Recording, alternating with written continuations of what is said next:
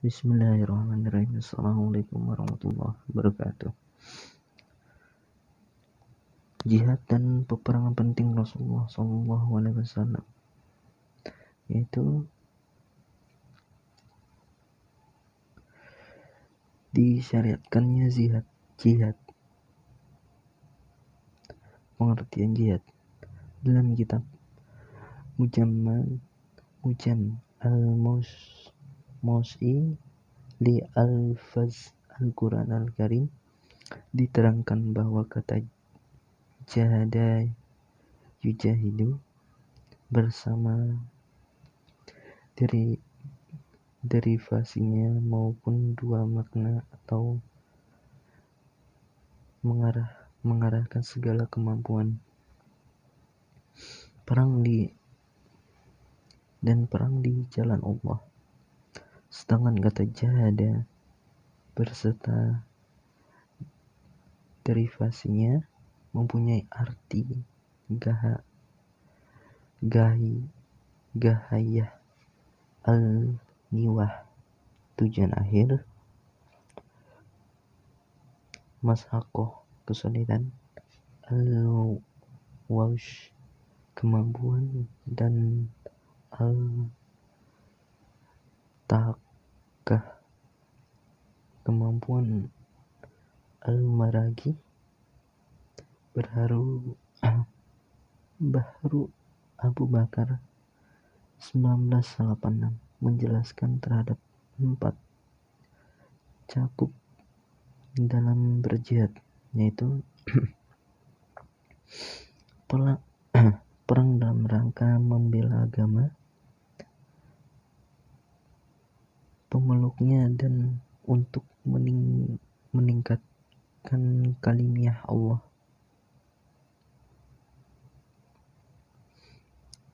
Memerangi hawa nafsu yang dikatakan oleh orang-orang salaf sebagai jihad akbar. Di antaranya ialah memerangi hawa nafsu sendiri, khusus di antara usia muda. Berjihad dengan harta benda untuk amal kebaikan yang bermanfaat bagi umat dan agama. Jihad melawan kebatilan dan membela kebenaran. Hukum jihad pun mulai ditetapkan secara utuh dalam Islam sebagai kewajiban setiap muslim di setiap zaman, terutama ketika mereka memiliki kekuatan dan saran yang memadai. Jihad merupakan kewajiban seorang mukmin untuk mempertaruhkan agamanya sehingga tidak harus mempunyai serangan fisik, akan tetapi dalam berupa serangan pemikiran, keilmuan, keteknologian, perekonomian, dan lain sebagainya. Penggunaan istilah jihad dan derivasinya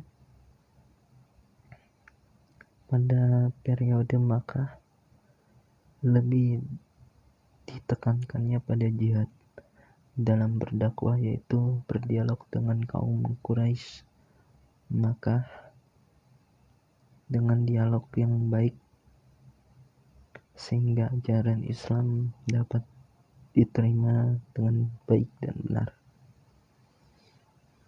Selain itu, jihad juga diartikan sebagai kesungguhan diri dalam memperhatikan iman umat Islam pada saat itu, karena rintangan yang harus dilalui oleh umat Islam sangat berat. Dalam mempertahankan tidak ada perintah jihad yang berarti perang dalam fase ini, dan ini merupakan jihad terhadap pertama yang dilakukan oleh Rasulullah dan umatnya pada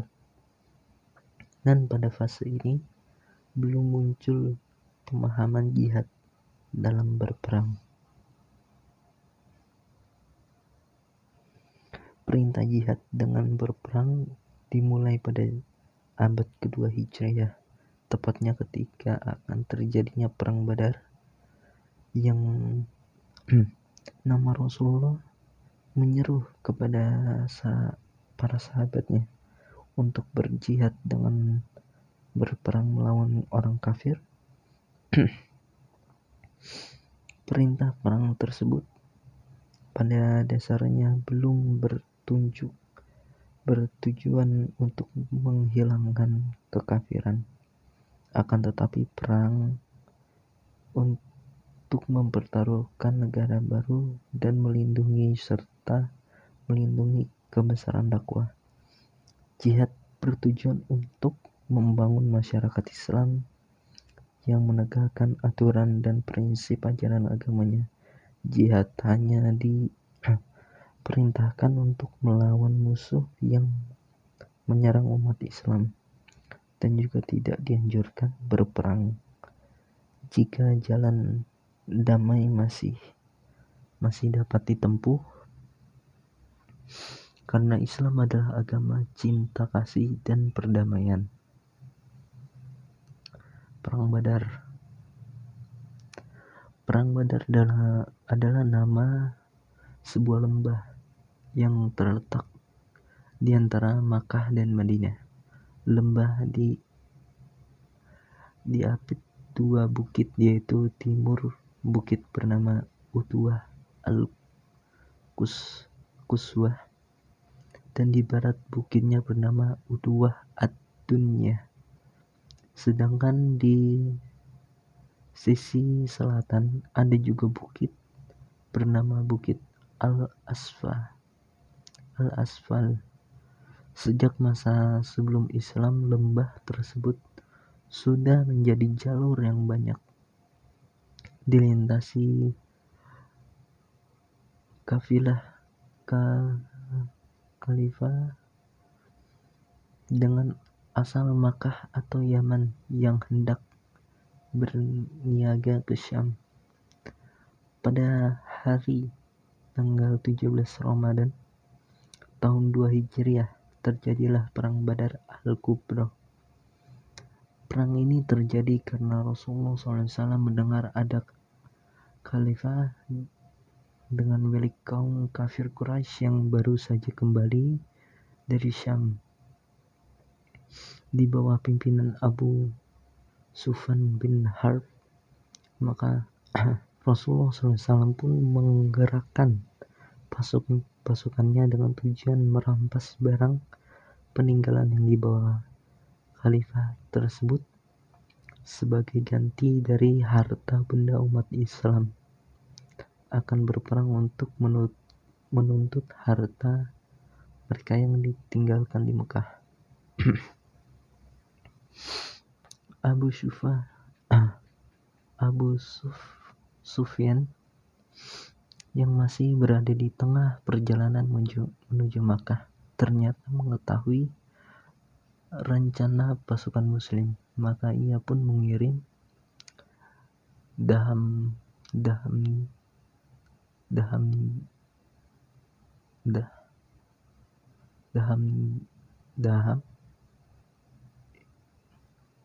Ibnu al-Ghifari ke Makkah untuk menyampaikan berita tersebut kepada orang-orang Quraisy, sekaligus meminta bantuan pasukan untuk menjaga barang peninggalan mereka yang masih dalam perjalanan. Mereka mendengar berita itu, orang-orang kafir pun langsung menyiapkan pasukan. Hampir semua laki-laki Quraisy ikut angkat senjata menghadapi pasukan muslim. Bahkan tidak seorang pun tokoh Quraisy yang tidak ikut berangkat berperang pada saat itu, sehingga jumlah pasukan Quraisy hampir mencapai 1.000 orang. Sungguh Allah telah menolong kamu dalam peperangan Badar, padahal kamu adalah orang-orang yang lemah. Karena itu berdakwahlah kepada Allah supaya kamu mensyukurinya ketika kamu mengatakan mengatakan kepada orang mukmin, apakah tidak cukup bagi kamu Allah membantu kamu dengan 3.000 malaikat yang diturunkan? Ya, jika kamu bersabar dan bertakwa, dan mereka datang menyerang kamu, dengan seketika itu juga niscaya Allah menolong kamu dengan 5.000 malaikat yang memakai tanda. Rasulullah SAW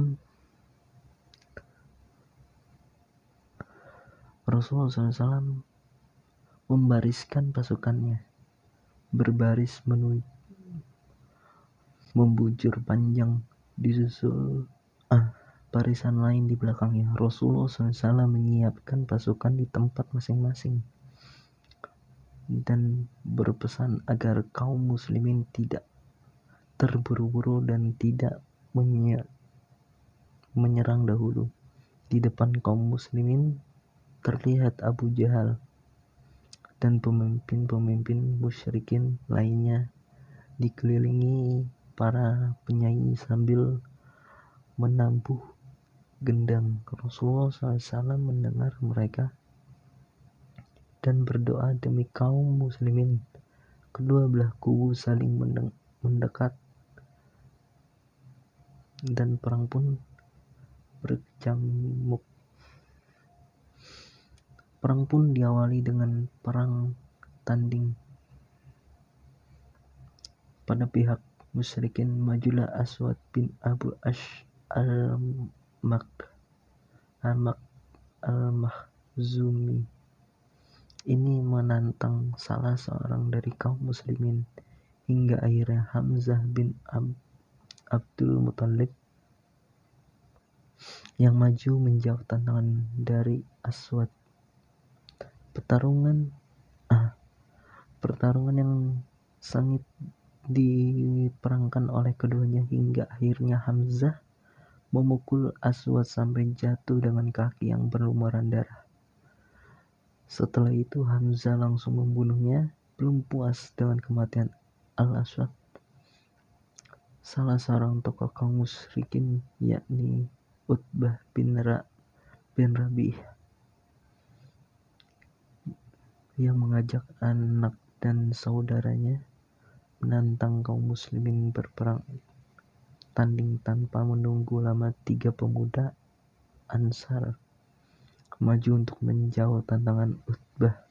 Ketiga pemuda itu ialah Abdullah bin Rawah, Auf bin Harits, dan Mauz bin Haris. Namun Utbah tidak bersedia melawan mereka karena yang ia inginkan adalah berhadapan dengan orang Makkah. Aktivitas militer antara perang Badar dan perang Uhud. Sesungguhnya medan pertempuran Badar adalah kontak sejarah pertama antara kaum muslimin dengan orang-orang musyrikin. Ialah merupakan peperangan yang sangat menentukan. Dalam pertempuran ini kaum muslimin memperoleh kemenangan telak yang dipersaksikan oleh seluruh bangsa Arab. Pihak yang pergi terpukul atas hasil peperangan ini adalah orang-orang yang mengalami kerugian secara langsung, yaitu mereka orang-orang musyrik serta orang-orang yang melihat kemuliaan kaum muslimin dan kemenangan mereka. Hantaman mematikan terhadap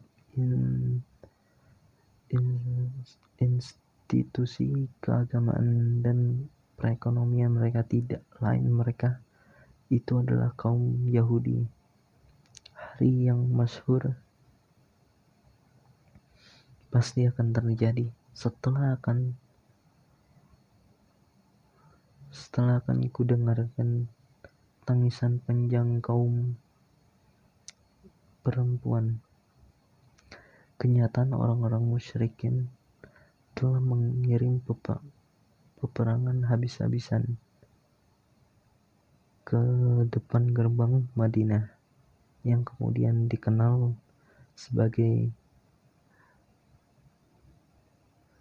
Ghazwah Uhud, yang kelak memberikan dampak buruk bagi citra dan kewajiban kaum muslimin. Kaum muslimin telah memainkan peran yang signifikan dalam menghadapi serangan-serangan yang berbahaya ini tanpa jelas kepiawannya, kepemimpinan Nabi SAW, dan kepekaan yang tinggi yang dimilikinya terhadap berbagai bahaya tersebut. Beliau juga menunjukkan kecermatan strategi untuk melawan serangan terhadap kaum muslimin.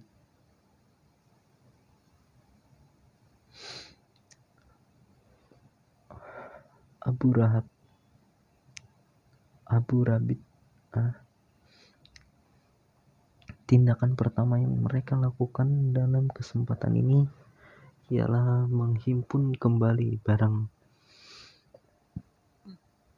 dagangan yang bisa diselamatkan Abu Sufyan, dan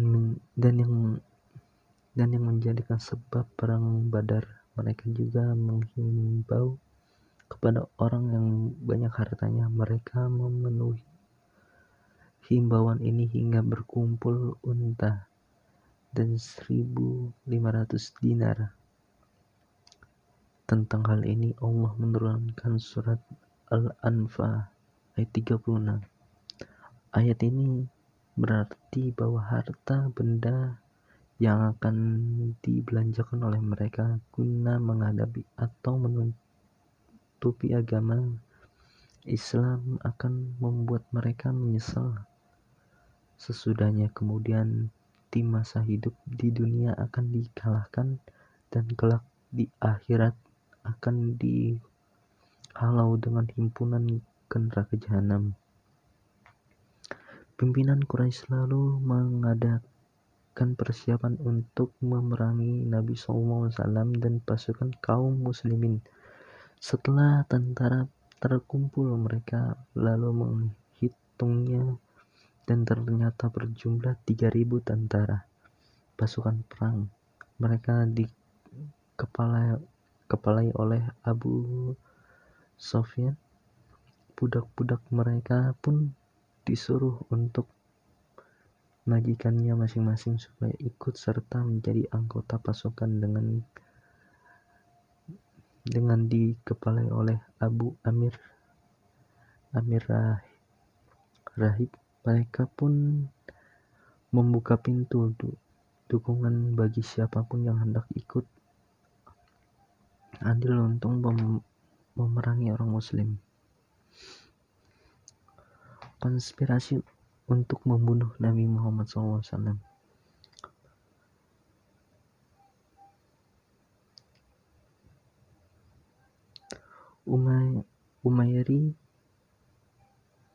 Umair bin Wahab dan Syahafwa bin Umayyah saling mengingatkan kekalahan demi kekalahan yang mereka dari kaum muslimin di perang Badar. 15. Umairi ibn Wahab al-Jumahi adalah salah seorang pemuka kaum Quraisy Makkah yang keras menentang dakwah Islam. Bahkan Umairi ibnu Wahab juga adalah salah seorang yang kerap kali menyiksa Nabi Muhammad SAW dan umat Islam ketika mereka masih tinggal di Makkah atau belum hijrah ke Madinah. Tidak butuh waktu lama bagi Umayyad untuk menerima tawaran Sa'd tersebut. Berbekalan dengan yang tajam, umat Umayyad berangkat ke Madinah dengan tentara unta yang melaksanakan sisi balas dendam, yakni membunuh Nabi Muhammad SAW.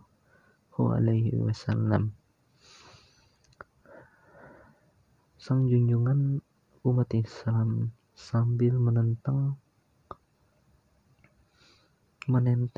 pedang Umayyad akhirnya sampai di depan Masjid Nabawi.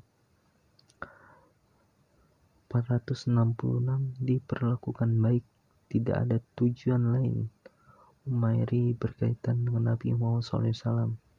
Pertemuan dan isi pembicaraan antara Umayyad dengan Sa'd di Hijri tempo hari sebelum ia berangkat ke Madinah. Apa yang disampaikan Nabi Muhammad sama persis dengan yang dibicarakan Umayyad dengan Sa'd pada waktu itu. Mungkin cukup sekian dari saya. Wassalamualaikum warahmatullahi wabarakatuh.